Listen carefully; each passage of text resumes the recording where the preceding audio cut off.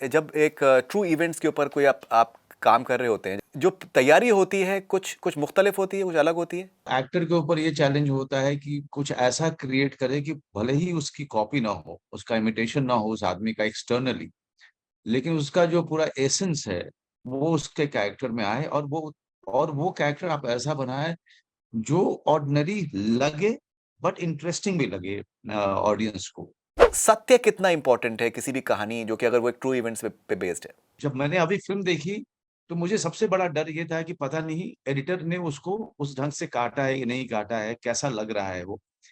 लेकिन हाँ, हमने अचीव किया है कि और वो धाराएं भी लोगों को समझ में आए, और ये केस भी समझ में आए, और उसके ड्रामा में कोई फर्क ना पड़े।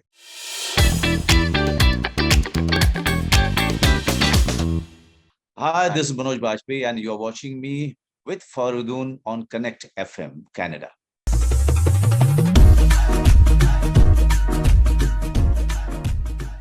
मनोज भाई, welcome on connect FM Canada. कैसे हैं आप? बहुत बढ़िया फरीदून, अच्छा लगा आपको देख के कई दिनों के सेम है बाद। भाई, सेम है। First of all belated happy birthday आपको। Thank you. ओके भाई, सिर्फ एक बंदा काफ़ी है आ रही है Z5 ग्लोबल पे। मेरा आपसे पहला सवाल ये होगा कि जब एक ट्रू इवेंट्स के ऊपर कोई आप काम कर रहे होते हैं, जैसे आपने पहले भी आपने किया है, Aligarh for example is just one example, जो तैयारी होती है कुछ कुछ मुख्तलिफ होती है, कुछ अलग होती है। नहीं, तैयारी अलग अलग जगहों पे थोड़ी थोड़ी डिफरेंट होती है, लेकिन थोड़ा चैलेंज ये रहता है कि रियल आदमी को तो कोई जानता नहीं है, उसका चेहरा किसी ने देखा नहीं है, और बहुत सारे लोग इस तरह के इंसिडेंट से वाकिफ होते भी नहीं है। तो आपके एक्टर के ऊपर ये चैलेंज होता है कि कुछ ऐसा क्रिएट करे कि भले ही उसकी कॉपी ना हो, उसका इमिटेशन ना हो उस आदमी का एक्सटर्नली, लेकिन उसका जो पूरा एसेंस है वो उसके कैरेक्टर में आए, और वो कैरेक्टर आप ऐसा बनाए जो ऑर्डिनरी लगे बट इंटरेस्टिंग भी लगे ऑडियंस को। जो अलीगढ़ जैसे था, लेकिन अलीगढ़ एक अलग ढंग की फिल्म थी, एक अलग ढंग से बनाई गई थी। अ, ये बंदा जो है, इसको डायरेक्टर ने जानबूझ करके मेन स्ट्रीम फॉर्मेट में इसको जॉनर में किया है, ताकि इसका जो मैसेज है वो दूर दूर तक पहुंचे और लोगों को बड़ी क्लियरली समझ आए। अ, तो मेरा भी जॉब जो है एज एन एक्टर, वो थोड़ा डिफिकल्ट हो गया था कि रियलिस्टिक बनाते हुए भी हम ऐसा कैसे करें कि लोगों के ऊपर उसका असर छूटे, काफी बड़ा इम्पैक्ट भी हो, और मैसेज जो है लाउड एंड क्लियर लोगों तक जाए। आप देखेंगे तो बात समझ में आएगी।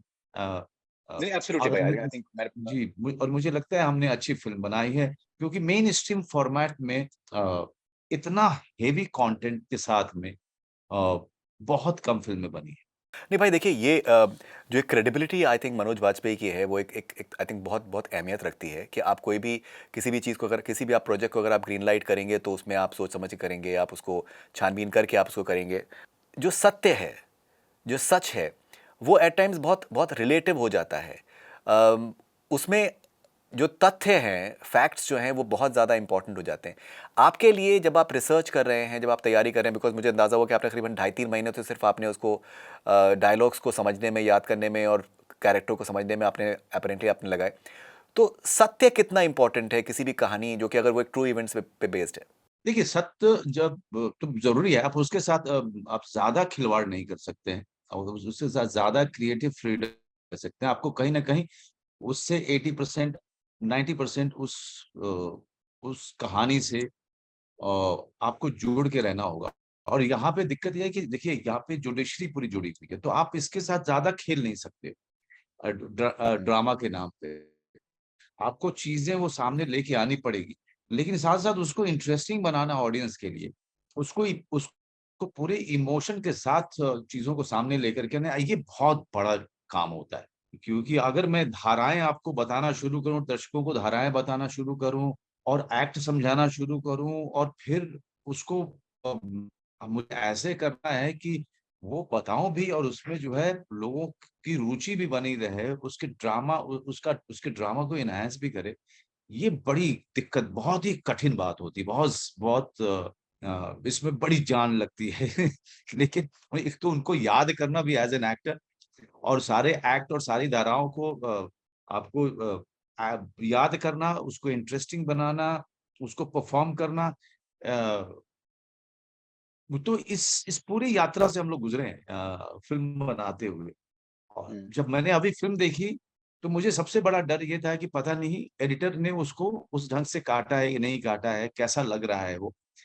लेकिन हाँ, हमने अचीव किया है कि धाराओं के वो धाराएँ भी लोगों को समझ में आए और ये केस भी समझ में आए और उसके ड्रामा में कोई फ़र्क ना पड़े।